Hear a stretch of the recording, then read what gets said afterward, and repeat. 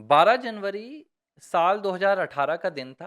उस रोज सुबह थी, स्वामी विवेकानंद की जयंती थी और करीब 9:45 पर जितने भी मीडिया के चैनल्स थे, टीवी चैनल्स थे, हर चैनल में एक प्रेस कॉन्फ्रेंस लाइव आ रही थी। और ये प्रेस कॉन्फ्रेंस ऐसी कॉन्फ्रेंस थी जो भारत के सुप्रीम कोर्ट के इतिहास में ना तो आज से पहले कभी हुई थी, ना कभी किसी ने देखी थी, ना कभी किसी ने सुनी थी और शायद ही कभी आने वाले भविष्य में हो। लेकिन 12 जनवरी के दिन ये प्रेस कॉन्फ्रेंस हुई। प्रेस कॉन्फ्रेंस में सुप्रीम कोर्ट के 4 जो टॉप मोस्ट जजेस थे, वो बोलने के लिए आए। ये पूरी प्रेस कॉन्फ्रेंस उन्होंने की थी। और उसमें कौन-कौन शामिल था? उसमें जो नंबर 2 की कुर्सी पर थे सुप्रीम कोर्ट में सीनियरिटी के मामले में जस्टिस चेलमेश्वर शामिल थे।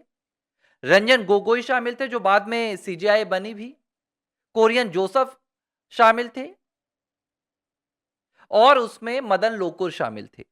ये सुप्रीम कोर्ट के मुख्य न्यायाधीश जो तब थे जस्टिस दीपक मिश्रा, उनके बाद टॉप 4 जजेस थे। और ये प्रेस कॉन्फ्रेंस जो की गई थी, इसका सीधा उद्देश्य था सुप्रीम कोर्ट की अस्मिता को बचाना, सुप्रीम कोर्ट की गरिमा को बचाना, सुप्रीम कोर्ट की इज्जत को बचाना, सुप्रीम कोर्ट की ताकत को बचाना। गंभीर आरोप लगाए गए। कहा गया कि जो तब के तत्कालीन सीजेआई थे दीपक मिश्रा, वो अपने सीजेआई के पद का दुरुपयोग कर रहे हैं। वो अपने जो पसंदीदा मामले होते हैं, वो अपने पास रखते हैं। महत्वपूर्ण मामले अपने पास रखते हैं, उनकी सुनवाई खुद करते हैं और जो दूसरे मामले होते हैं, वो अन्य जजों को दिए जाते हैं। एक ये आरोप लगा। इसके अलावा कई और भी गंभीर आरोप लगे। उन आरोपों में कहा गया कि सीजेआई पूरी तरह से सुप्रीम कोर्ट में मनमानी कर रहे हैं। कई भ्रष्टाचार से जुड़े हुए आरोप भी लगे जिनके तार उड़ीसा तक पहुंचे, मेडिकल कॉलेज की जमीन से भी पहुंचे। ये सब कुछ हुआ। बाद में इन्हीं आरोपों को लेकर दीपक मिश्रा के खिलाफ कांग्रेस पार्टी इंपीचमेंट भी लाना चाहती थी। हालांकि तब वेंकैया नायडू उपराष्ट्रपति थे और उन्होंने पहले ही उस पूरी याचिका को खारिज कर दिया था। ये मामला आगे बढ़ ही नहीं पाया था। उन्होंने कहा कि जो आरोप लगे हैं वो आरोप उतने गंभीर नहीं है कि इंपीचमेंट की प्रक्रिया को आगे बढ़ाया जा सके। दीपक मिश्रा ने अपना कार्यकाल पूरा किया। हालांकि 2018 से 2026 आ गया, 8 साल हो गए, लेकिन तब से दीपक मिश्रा कहीं भी पूरे देश में नजर नहीं आते। आज मैं ये कहानी आपको 8 साल पुरानी सुना रहा हूं, उसके पीछे एक बहुत बड़ी वजह है। बीते दिनों सुप्रीम कोर्ट के मुख्य न्यायाधीश जस्टिस सूर्यकांत ने उन्होंने एक निर्णय लिया, एक स्वतः संज्ञान लिया।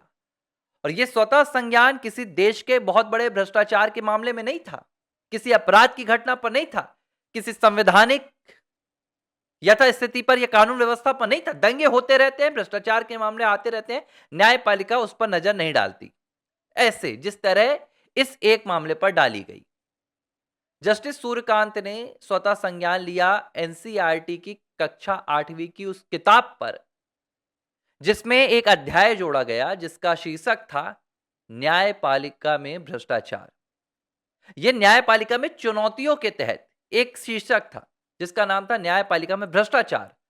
और इस पूरे अध्याय में यह बताने की कोशिश की गई कि भाई जो लोकतंत्र में, जो संविधान में न्यायपालिका की भूमिका है, उसके सामने अगर चुनौतियों की बात की जाए तो कौन कौन सी चुनौतियां हैं।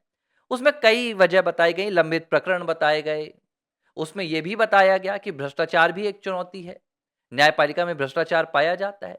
बताया गया कि भाई 81,000 जो मामले हैं वो सुप्रीम कोर्ट में लंबित हैं, करीब 64 लाख मामले हाई कोर्ट में लंबित हैं, 4 करोड़ के करीब मामले निचली अदालतों में लंबित हैं। एक पूरा वहां पर अध्याय तैयार किया गया ताकि सामाजिक विज्ञान की किताब पढ़ने वाले कक्षा 8वीं के बच्चे न्यायपालिका को समझ सकें। लेकिन मानो यह अपराध हो गया, सुप्रीम कोर्ट गरज गया। सुप्रीम कोर्ट की जो नींव है उस एक कक्षा 8वीं के अध्याय से हिल गई। सुप्रीम कोर्ट ने इसे अपने खिलाफ साजिश करार दिया। मुख्य न्यायाधीश बकायदा स्वतः संज्ञान लेते हैं और सत्ता पक्ष और विपक्ष दोनों से जुड़े हुए वकील इस मामले में सुप्रीम कोर्ट का साथ देते हैं। एक तरफ थे एसजी तुषार मेहता, दूसरी तरफ थे कपिल सिब्बल। दोनों ने एक सुर में कहा यह तो न्यायपालिका के साथ ठीक नहीं है। क्या ठीक नहीं है? कि न्यायपालिका में भ्रष्टाचार होता है। तत्काल प्रभाव से कहा गया कि यह जो पूरा पाठ है इसे हटा दिया जाए, किताब पर प्रतिबंध लगा दिया गया और हमारे शिक्षा मंत्री साहब धर्मेंद्र प्रधान तो थर थर थर थर कांपने लगे और उन्होंने कहा, त्राहिमाम त्राहिमाम त्राहिमाम, क्षमा क्षमा क्षमा करें, क्षमा करें न्यायमूर्ति, हमें नहीं पता ये किसने किया, हमें नहीं पता ये किसने पाठ जोड़ा, हमने तत्काल प्रभाव से इसे हटा दिया है, आप निश्चिंत रहें, आपकी गरिमा पर, सुप्रीम कोर्ट की गरिमा पर कोई ठेस नहीं पहुंचेगा। सुप्रीम कोर्ट संविधान से परे है, सुप्रीम कोर्ट भारत की 140 करोड़ की जनता से परे है, सुप्रीम कोर्ट अभिव्यक्ति की स्वतंत्रता से परे है, सुप्रीम कोर्ट आलोचना से परे है, सुप्रीम कोर्ट सवालों से परे है, सुप्रीम कोर्ट पर आरोप भी नहीं लगाया जा सकता। और भ्रष्टाचार, राम कहो, सुप्रीम कोर्ट में भ्रष्टाचार, न्यायपालिका में भ्रष्टाचार, कैसी बात कर रहे हैं?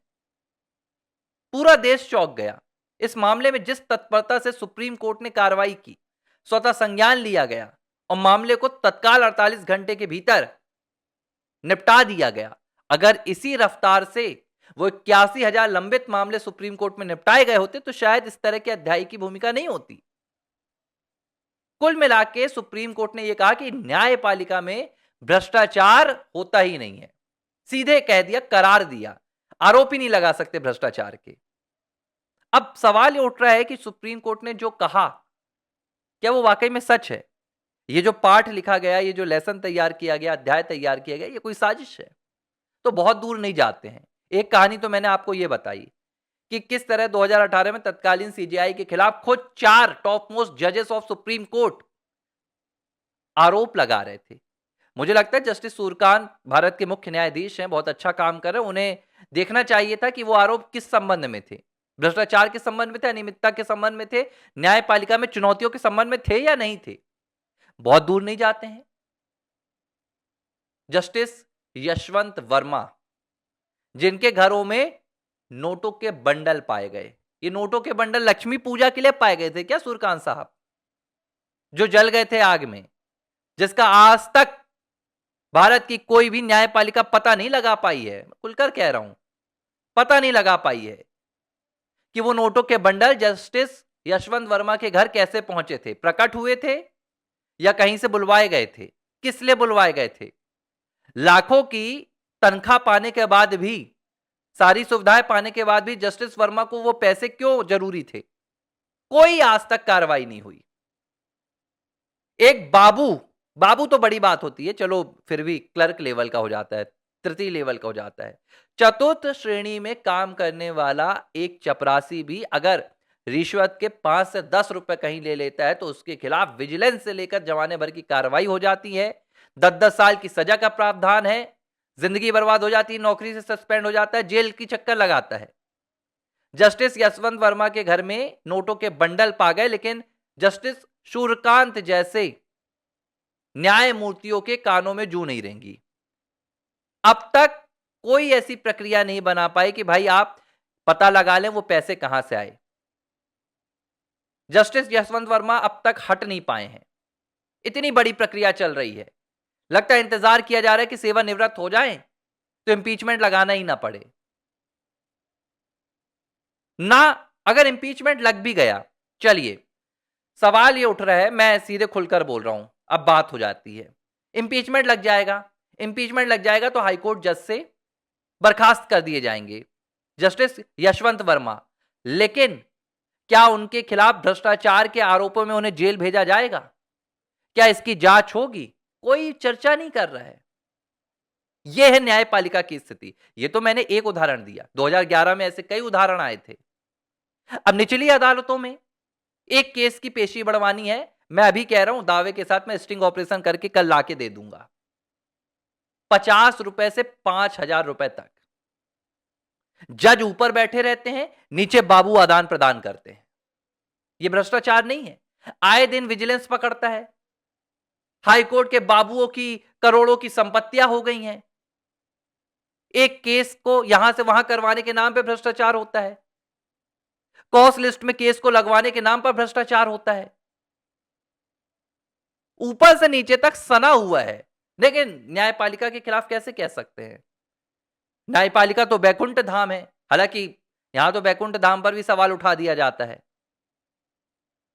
सवाल ये उठता है कि इस देश में जनता से ऊपर कोई नहीं होना चाहिए, क्योंकि सुप्रीम कोर्ट के चाहे वो मुख्य न्यायाधीश हो या किसी डिस्ट्रिक्ट कोर्ट के जज हों, खाते इस देश की जनता की हैं, तो जनता से ऊपर नहीं हो सकते। अगर आप भ्रष्टाचार कहीं भी पनपेगा न्यायपालिका में, तो बिल्कुल देश के बच्चों को पढ़ना चाहिए। यहां न्यायपालिका में भी भ्रष्टाचार है, देश के बच्चों को जानना चाहिए किस तरह न्यायपालिका अपने आप को सबसे स्वच्छंद दिखाती है, लेकिन भीतर से उसमें भी दाग हैं, और इस दाग के प्रति आने वाली हमारी पीढ़ी सजग हो सके। लेकिन सरकार और सुप्रीम कोर्ट कई मामलों में एक दूसरे के साथी बन जाते हैं, कई मामलों में दोनों की गलबैया हो जाती हैं। अब इस मामले में सरकार ने भी किसी तरह का हस्तक्षेप नहीं किया, वहां से सुप्रीम कोर्ट ने दहाड़ लगाई। यहां पर हमारे शिक्षा मंत्री धर्मेंद्र प्रधान त्राहिमाम त्राहिमाम करते हुए स्वीकार की उन्होंने गलती, और उन्होंने कहा कि इसको हटवा देंगे। ये है फिलहाल देश में अभिव्यक्ति की स्वतंत्रता, फिलहाल देश में संविधान की ताकत। भाई संविधान से परे आप न्यायपालिका को क्यों रख रहे हैं? इसी कोर्ट में बैठकर जो एक पूर्व सीजेआई थे, वो सनातन धर्म का अपमान करके चले गए, उनके खिलाफ कहीं कुछ नहीं हुआ। जूता मरवाने वाली बात करके चले गए, कुछ नहीं हुआ। वही एक आम आदमी अभी हुआ मध्य प्रदेश में, 18 हिंदुओं को जेल भेज दिया गया, पत्थर मस्जिद से बरसे थे। भुगतो। यह है पूरी स्थिति, और इस मामले में बड़ी दुख की बात है कि देश को बोलना चाहिए खुलकर, लेकिन अगर न्यायपालिका अपने आप को अभिव्यक्ति की स्वतंत्रता से परे समझने लगे, यही वो सूर्यकांत है। मुझे याद है सीजेआई बनने से पहले इनका एक अखबार में इंटरव्यू आया था, और इन्होंने कहा कि मैं सीजेआई से पहले, मैं एक न्यायपालिका से पहले, न्यायमूर्ति से पहले खुद को पत्रकार समझता हूं। हमारी भी आलोचना हो सकती है, हमें भी जनता से रूबरू होना चाहिए, अपने विचार रखने चाहिए। कुर्सी पर आते ही काले कोट की जो पूरी छवि होती है वो बदल जाती है।